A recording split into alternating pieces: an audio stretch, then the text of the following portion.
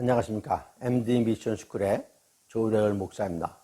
오늘의 말씀은 마태복음 6장 33절 그런즉 너희는 먼저 그의 나라와 그의 의를 구하라. 그리하면 이 모든 것을 너희에게 더하시리라. 이 말씀을 카이로스의 삶이라는 제목으로 함께 나누도록 하겠습니다. 새해가 시작되면 서울에서는 보신각 타종을 하죠. 세계 대부분의 나라에서 카운트다운을 하고 새로운 한 해가 시작되는 것을 기뻐하며 축하합니다. 새해 첫 해돋이를 본다고 새벽부터 산 정상 또는 바닷가로 향하기도 하죠. 떠오르는 해를 보며 소원을 빌기도 한다. 그리스도인의 시각에서 그것은 하나의 우상이죠. 태양신에게 비는 것이니까 하나의 우상입니다. 그런 것과 관계없이 그냥 새해 첫 해돋이의 의미로 그냥 보러 가기도 하죠. 저도 아내와 함께 몇 번 그렇게 산에 올라가서 해돋이를 보고 가산길에 단체에서 제공하는 따뜻한 떡국도 먹고 그런 적이 있습니다. 생일에도 생일 파티를 하고 나이가 한 살 더 먹게 되는 것을 축하하는데 예전에는 환갑잔치를, 지금은 칠순잔치를 치르는 시대가 되었습니다. 어떻게 보면 어제와 다름없는 새로운 하루가 시작되는 것인데 무슨 의미가 있을까 생각할 수도 있습니다. 이러한 시간이 물리적으로는 그냥 똑같이 흘러가는 그러한 시간들이고 변화에 큰 의미를 두지 않을 수도 있지만 새로운 의미, 새로운 시작이라는 개념을 부여하면 확실히 달라질 수가 있는 거죠. 똑같은 시간이기는 하지만 새로운 기회를 가져다주는 책의 한 페이지를 넘기는 그러한 순간이 되기도 합니다. 지난 2024년 1월 1일에는 제가 미국 LA로 가는 비행기에 문을 실었습니다. 젊은 시절에 직장 생활을 하면서 해외 업무 출장으로 미국, 일본, 싱가포르 등지를 많이 다녀봤지만 새해 초하룻날, 첫날 비행기를 타보기는 난생 처음인 것 같습니다. 미국에 계신 94세의 어머니께서 하늘나라로 가시려는 급한 상황이라 가게 된 것이죠.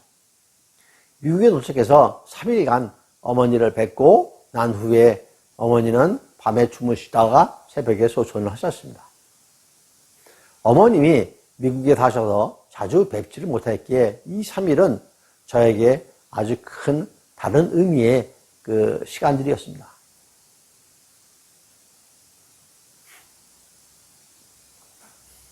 특히 양로병원에 계셨기 때문에 찾아가 면회했던 그런 시간들도 길지가 않죠. 짧은 시간이었는데 그리고 그때마다 반기시면서 힘들게 조그맣게 하시던 말씀들은 아직도 귀에서 맴돌고 있습니다.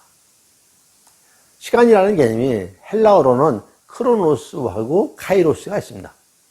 이 용어는 그리스 신화에서 나온 것이라 잠시 그 배경을 말씀드리도록 하겠습니다.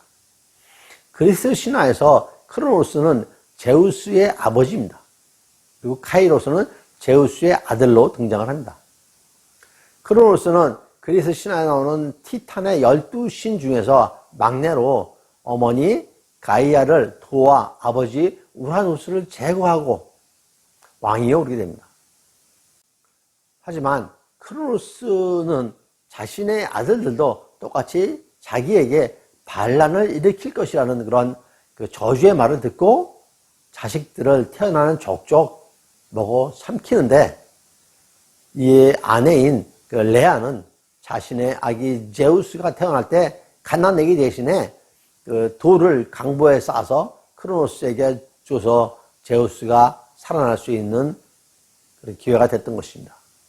그렇게 해서 살아난 제우스는 장성에서 올림푸스의 왕이 되죠. 카이로스는 제우스의 막내 아들입니다. 그래서 기회와 행운의 신을 의미하는 해입니다. 카이로스는 제우스의 막내 아들입니다.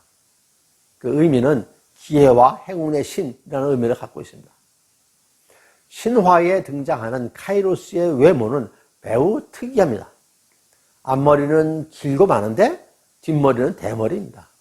아마 그림 같은 사진 같은 데서 보셨을 것입니다. 뒷머리가 대머리인 이유는 지나가면 잡지 못하고, 머리카락이 있으니까 잡지 못하겠죠? 앞머리가 무성한 이유는 누구인지 알아차리지 못하기 위한 것이라고 합니다. 즉, 지나가는 시간을 잡지 못하고 다가오는 시간을 알지 못하다는 그런 의미가 담겨 있죠. 또한 이 카이로스의 등에는 날개가, 커다란 날개가 달려 있습니다. 그것도 모자라서 두 발목에도 날렵한 날개가 달려 있습니다. 한 손에는 저울로 올바른 판단을, 한 손에는 날카로운 칼로 결단력을 상징을 하고 있죠. 이렇게 시간을 의미하는 크로노스와 카이로스가 있는 것이죠. 그 중에 먼저 크로노스는 객관적인 시간으로서 계량화가 가능한 물리적인 시간이자 관념에서 존재를 하는 시간이고, 카이로스는 주관적인 시간으로 양보다는 질로 평가되는 심리적인 시간을 의미를 합니다. 좀 더 상세하게 말씀을 드리면 크로노스는 지구의 공전과 자전으로 결정되는 해가 뜨고 지는 자연의 시간과 태어나서 늙고 병들어 죽는 생로병사의 시간, 과거에서 미래로 한치의 오차도 없이 일정한 속도와 방향으로 흘러가는 영속의 시간이고, 누구에게나 주어지는 균등한 기회를 제공하는 평등의 시간인 동시에 인간에게서는 모든 것을 빼앗아 가죠. 미모와 지식도 빼앗아 가고, 시간이 흐를수록 젊음과 물질, 명예와 체력, 그리고 목숨까지 앗아갑니다. 이러한 크로노스의 시간은 매우 냉정합니다. 인간의 욕망은 이 크로노스의 시간을 늦추고 붙잡고 싶은 것이죠. 반면에 카이로스는 시간의 속도가 각자의 느낌에 따라 다르고, 각자가 부여하는 특별한 의미에 따라서 그 시간의 가중치가 바뀌고 한순간이 찰나가 되기도 합니다. 또한 반대로 영원히 되기도 하죠. 이렇게 카이로스는 무엇보다 개인의 선택을 중요시하고 결단을 필요로 하는 시간으로서 어떻게 사용하느냐에 따라서 그 결과가 주어지는 공평의 시간인 동시에 인간에게서 새로운 창출의 기회를 가져다 주는 것이죠. 미모와 지식, 젊음과 물질, 명예와 체력, 그리고 생명까지 가져다 줍니다. 이러한 카이로스의 시간은 매우 가치가 있는 시간이라고 말씀드릴 수가 있겠습니다. 이러한 카이로스의 시각에서 인생은 기회의 연속입니다. 하지만 카이로스 인생에도 세 가지 종류가 있다고 합니다. 첫째는 카이로스 기회가 오는지도 인지하지도 못하고 우매하게 사는 경우도 있고, 두 번째로는 그 순간을 알아차리지만 망설이다가 놓치는 경우도 있고, 마지막 세 번째는 늘 깨어있어 순간순간의 기회를 자기의 삶으로 이어가는 그런 지혜로운 카이로스의 삶도 있다고 합니다. 이 세 번째, 항상 깨어 카이로스의 인생을 누리는 삶이 진정한 삶이 아닐까라고 생각합니다. 여러분은 이 셋 중에서 어느 카이로스와 함께 하고 계십니까? 오늘은 이 카이로스의 삶에 대해서 함께 은혜를 나누고자 합니다. 먼저 하나님의 시간입니다. 물론 성경에서 시간을 나타낼 때 카이로스와 크로노스를 사용을 합니다. 구약의 전도서 기자가 말하는 때가 카이로스의 시간입니다. 전도서 3장 1절에서 범사에 기한이 있고 천하 만사가 다 때가 있나니 라고 하십니다. 이후에도 계속해서 때를 얘기를 하는데, 이는 세상에서 일어나는 모든 인간사들은 우연히 일어나고 사라지는 것들이 아니라는 의미죠. 시간과 기회와 때가 있다는 것입니다. 사도행전 7장 17절에서 하나님이 아브라함에게 약속하신 때가 가까움에 이스라엘 백성이 애굽에서 번성하여 많아졌더니, 여기서 나오는 때는 물리적인 시간의 크로노스이고, 그 뒤에 20절에서 그때 모세가 났는데 하나님이 보시기에 아름다운지라 그의 아버지의 집에서 석 달 동안 기다리더니, 해서 나오는 때는 카이로스의 시간입니다. 또한 고린도후서 6장 2절에 이르시되 내가 은혜 베풀 때에 너에게 듣고 구원의 날에 너를 도왔다 하셨으니 보라 지금은 은혜 받을 만한 때요 보라 지금은 구원의 날이로다. 이 말씀. 그리고 데살로니가전서 5장 1절에 형제들아 때와 시기에 관하여는 너희에게 쓸 것이 없음은 여기서 나오는 때 이런 때가 카이로스의 시간인 것이죠. 이처럼 성경에서 카이로스 시간은 하나님의 시간입니다. 하나님께서 함께 하시는 시간인 것이죠.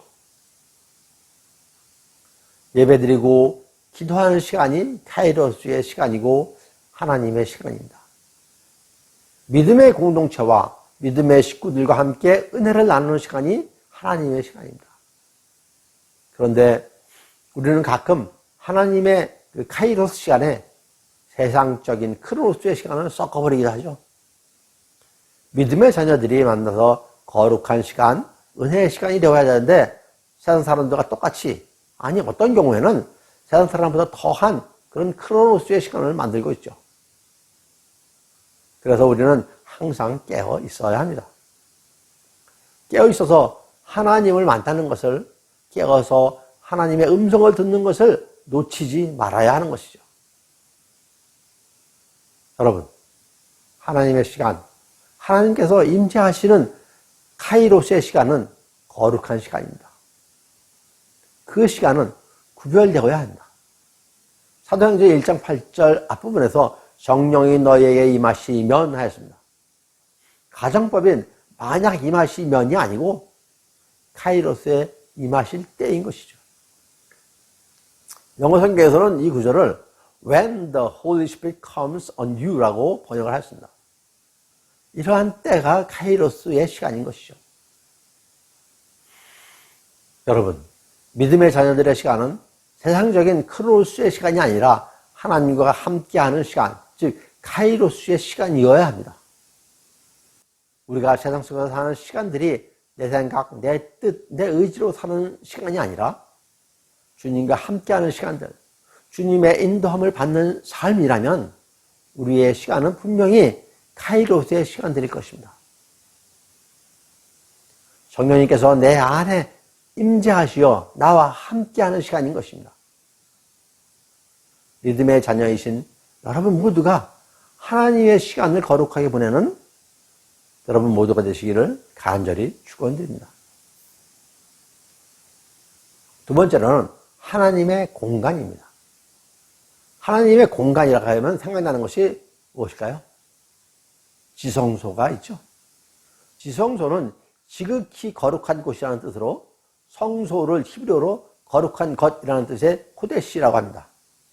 지성소는 그 최상급 형태로 거룩한 것의 거룩한 것이라는 뜻의 코데시 하코다심이라고 합니다. 또한 하나님께서 모세에게 거룩한 땅이니 신발을 벗으라라고 말씀하셨죠. 출애굽기 3장 5절에 하나님이 이르시되 이리로 가까이 오지 말고 내가 선 곳은 거룩한 땅이니 내 발에서 신을 벗으라라고 하셨습니다. 이처럼 거룩한 곳, 거룩한 땅은 하나님의 공간입니다. 이 공간은 물리적인 공간과 추상적인 개념의 공간도 모두 다 포함을 합니다. 교회를 비롯해서 선교센터 등은 건물로서도 거룩하지만 그 공간 안에서의 예배, 기도, 믿음의 공동체, 믿음의 모임은 그 모든 것들이 거룩하여야 할 것입니다. 결코 제단 강대상 많이 거룩한 것이 아니죠. 그 거룩한 공간에 있는 사람도 거룩한 사람들입니다. 즉 하나님의 공간에 그리스도와 합한 마음으로 있는 모든 자들이 거룩한 것입니다. 앞에서 교회, 선교센터 등이 거룩한 공간이라고 말씀드렸지만 교회에 속한 물리적인 공간이 모두 거룩한 것은 아니라고 또 말씀드릴 수 있습니다. 왜 그럴까요? 하나님의 임재가 계셔야 합니다. 하나님의 임재가 없는 물리적 공간은 결코 거룩하지가 않습니다. 앞서 5절에서 하나님께서 모세에게 이리로 가까이 오지 말라라고 했습니다. 즉 하나님께서 임재하심을 말씀하고 계신 것이죠. 이러한 하나님의 공간이 거룩한 공간, 카이로스의 공간인 것입니다. 가정도 마찬가지일 것입니다. 우리는 가정을 작은 교회라고 하죠. 가정에도 하나님의 임재가 있습니다. 가정에서 예배드리는 자의 마음이 그리고 행동이 예배 시간에 구별되게 드리면 하나님께서 임재하시는 예배가 될 것입니다. 다만 이것이 쉽지 않다는 것이죠. 교회에서는 예배를 위한 준비를 많이 하죠. 그래서 거룩한 환경이 되도록 노력을 합니다. 그런데 가정은 그것이 쉽지가 않은 것이죠. 우리의 뇌에는 공간에 대한 인지 능력이 있습니다. 예를 들어서 집은 우리에게 어떤 장소죠? 우리의 뇌 속에 어떻게 각인이 되어 있냐면은 쉬는 곳으로 인지되어 있습니다. 밖에서 일하고 들어오면 소파나 침대에 가서 쉬는 것이 집이죠. 또 가족과 함께하는 행복한 시간을 만드는 것이 집입니다. 집은 운동하고 공부하는 공간이라기보다는 쉬는 공간으로, 가족과 함께하는 공간으로 우리 내외 인식이 됐습니다. 모두가 그런 것은 아니지만 집에서 공부를 잘 안 된다고 굳이 비싼 돈 주고 스터디 카페에 가죠. 집에서 운동할 수 있는 것도 많은데 굳이 비싼 회비 내고 헬스장에 가서 등록을 해서 운동을 합니다. 물론 헬스장에는 다양한 운동기구를 활용할 수 있는 이점도 있죠. 헬스장 가기에는 시간이 없다고 집에서라도 운동을 하겠다고 집에 러닝머신, 자전거 타기 등 좋은 운동기구를 거금을 들여서 사놓았지만 어떻게 되죠? 처음에는 열심히 하다가 얼마 지나면은 아예 거기에 뭐가 있죠? 빨래가 널려 있습니다. 우리의 뇌에는 이렇게 공간에 대한 인식이 있습니다. 그러므로 뇌에 인지되어 있는 공간에 대한 개념을 바꾸기 전에는 그곳에서 다른 생활을 한다는 것은 그렇게 쉽지가 않은 것이죠. 예를 들어서 내 방을 잠자고 쉬는 방이 아니라 공부방으로 바꿔야 하는데 이를 위해서는 평소 환경적 문제를 이겨내는 습관이 필요한 것이죠. 그래서 집의 여러 공간 중에서 성경을 읽는 공간, 기도를 하는 공간, 컴퓨터를 하는 공간 등을 따로 하는 것이 좋습니다. 어떤 가정에는 아예 기도방이 따로 돼 있죠. 그러므로 우리의 내외, 우리의 집은 주님이 임재하고 계시다는 인식이 되어야 가정이라는 공간이 예배의 공간이 되는 것입니다. 주님과 함께하는 공간, 작은 가정교회가 될 수 있는 것이죠. 그러기 위해서는 집에서 말씀을 읽고 말씀을 듣고 찬양을 부르고 들으며 아침 저녁으로 기도도 하고 예배도 드리며 그 집의 공간은 하나님의 공간, 거룩한 공간이 될 것입니다. 진정한 작은 교회가 될 것입니다. 여러분, 크로노스와 카이로스의 시간이 있듯이 우리 일상의 삶을 누리는 가족이라는 공간이 하나님의 임재가 계신 카이로스의 공간이 되어야 합니다. 우리 그리스도인은 세상에서 크로노스의 시간과 공간의 삶을 살지만 그리스도인들은 안 믿는 사람들과 크게 다른 것은 그 속에 하나님의 시간과 공간, 카이로스의 시간과 공간을 만들고 우리의 삶의 시간과 공간이 카이로스로 채워지면 채워질수록 더 많이 채워질수록 우리는 더욱더 성화돼서 주님과 함께하는 거룩한 삶을 살게 될 것입니다. 사도행전 1장에 다락방 얘기가 나옵니다. 그곳에 제자들과 여자들 그리고 예수의 어머니 마리아를 비롯해서 약 120명이 있었다고 합니다. 14절에서 그들이 오로지 기도에 힘썼다고 기록을 하고 있습니다. 이 다락방이 하나님께서 임재하시는 카이로스의 공간인 것이죠. 이 다락방이 하나님께서 임재하시는 카이로스의 공간입니다. 학자들은 이 다락방이 마가의 다락방이라고 합니다. 그러나 실제로 성경에 명확히 마가의 다락방이라고 명시되어 있지는 않습니다. 다만 예루살렘에 있는 다락방이라고 해서 마가의 집이 예루살렘에 있었기에 마가의 다락방이라고 얘기를 하고 있는 것입니다. 무슨 다락방에 120명 씩이나 들어가서 할 수가 있느냐라고 얘기를 할 수도 있지만은 우리나라의 그 다락방의 개념이 아닙니다. 이스라엘 사람들의 다락방은 주로 평평한 지붕 위에 건축되는데 통상적인 생활 공간보다 시원해서 주로 여름에 많이 이용을 한다고 합니다. 이 마가의 다락방에서는 120명이 모여서 기도한 것 말고 또 많은 일들이 있습니다.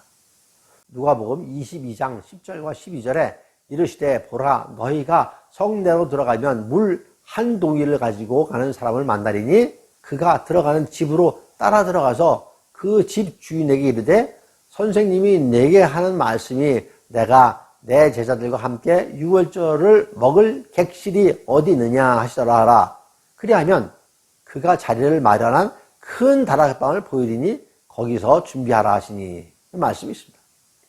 큰 다락방이 마가의 다락방인 것이죠. 이 말씀은 예수님께서 예루살렘에 입성하시고 십자가 고난을 받기 하루 전에 최후의 만찬을 준비하는 그런 장면입니다. 즉 예수님의 최후의 만찬은 마가의 다락방에서 있었습니다. 학자들은 위의 말씀에서 물 한 동이를 가지고 가는 사람이 등장하는데 그 사람이 마가라고 합니다. 또한 사도행전 12장 12절에 야고보가 순교하고 베드로가 감옥에 있을 때 베드로를 위하여 기도하기 위해서 모였습니다. 깨닫고 마가라 하는 요한의 어머니 마리아의 집에 가니 여러 사람이 거기에 모여 기도하고 있더라 라고 합니다. 이 장소가 마가의 다락방입니다. 물론 명확히 마가의 이름을 밝힌 이 기도 장소만 마가의 다락방이고 앞에서 말씀드린 다른 다락방들은 마가의 다락방이 아니고 별도의 다락방이다 라고 주장하는 학자도 있습니다.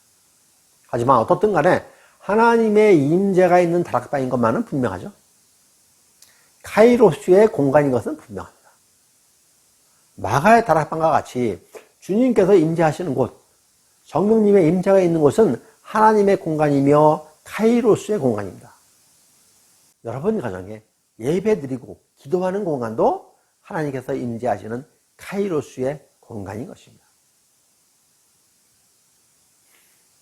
셋째, 카이로스의 삶을 삽시다. 여러분, 우리 누구에게나 공평하게 하루 24시간이라는 시간이 있습니다. 재벌인 사람도 그리고 어렵게 힘들게 사는 그런 사람들도 다 24시간이 공평하게 있죠. 이 시간에 우리는 잠을 자고 일도 하고 식사도 하고 취미생활도 하면서 삶을 누립니다. 그러면서 어떤 사람은 그 시간에 특별한 목적에 특별한 일들을 하죠. 운동을 직업으로 하는 사람들은 프로 축구 선수들, 프로 야구 선수들, 골프 선수들 이런 사람들은 많은 시간을 그 시간을 운동을 하면서 보냅니다. 잠자고 식사하고 운동하고 또 운동하고 이러면서 시간을 보내죠. 운전을 직업으로 하시는 분들은 자동차 안에서 운전을 하고 손님을 태우고 내리고 또 물건을 배달하고 그러면서 대부분의 시간을 차에서 보냅니다. 운전하면서 보내는 거죠. 반면에 하나님의 일꾼인 목사, 전도사, 선교사분들과 같은 사역자분들은 대부분의 시간을 하나님의 말씀을 배우고 읽고 전하고 하나님의 사랑을 이웃과 나누는 데 보냅니다. 그런데 여러분, 하나님의 일꾼과 같이 하나님의 말씀과 함께하는 사람만 구원받고 영생을 누린다면 그렇지 않은 다른 사람들은 아무런 의미가 없는 삶을 사는 것일까요? 다른 사람들은 모두 크로스의 삶을 살고 오직 하나님을 섬기는 직업을 가진 사람들만이 카이로스의 삶을 사는 것일까요? 그렇지 않죠? 하나님의 일꾼이라도 이를 그냥 직업으로만 생각하고 생활의 수단이요 돈벌이의 수단으로만 생각하면 다른 직업을 하는 사람들하고 다를 게 없습니다. 그것은 어떠한 일이든지 간에 크로노스의 삶인 것입니다. 마찬가지로 나에게 주어진 삶이 커다란 의미 없이 일상으로 지내는 크로노스의 삶이 아니라 그 속에 의미와 가치가 있는 카이로스의 삶을 어디에 얼마나 사용하느냐가 그 사람의 삶의 가치를 결정하는 것이죠. 믿는 자들에게 그 의미와 가치는 오직 주님에게 있습니다. 예를 들어 하나님의 일을 의미 없는 일상으로 하는 사역자는 그 시간과 공간이 결코 하나님께서 임재하시는 카이로의 시간과 공간이 될 수 없을 것입니다. 잘 아시는 마태복음 6장 33절 말씀에 그런즉 너희는 먼저 그의 나라와 그의 의를 구하라. 그리하면 이 모든 것을 너희에게 더하시리라. 오늘의 말씀이죠. 먼저 하나님의 의를 구하는 삶이 카이로스의 삶인 것이죠. 누가복음 11장 13절에서는 너희 하늘 아버지께서 구하는 자에게 성령을 주시지 않겠느냐라고 말씀하십니다. 우리가 하나님의 의를 구하면 하나님께서는 우리에게 성령을 주신다고 하십니다.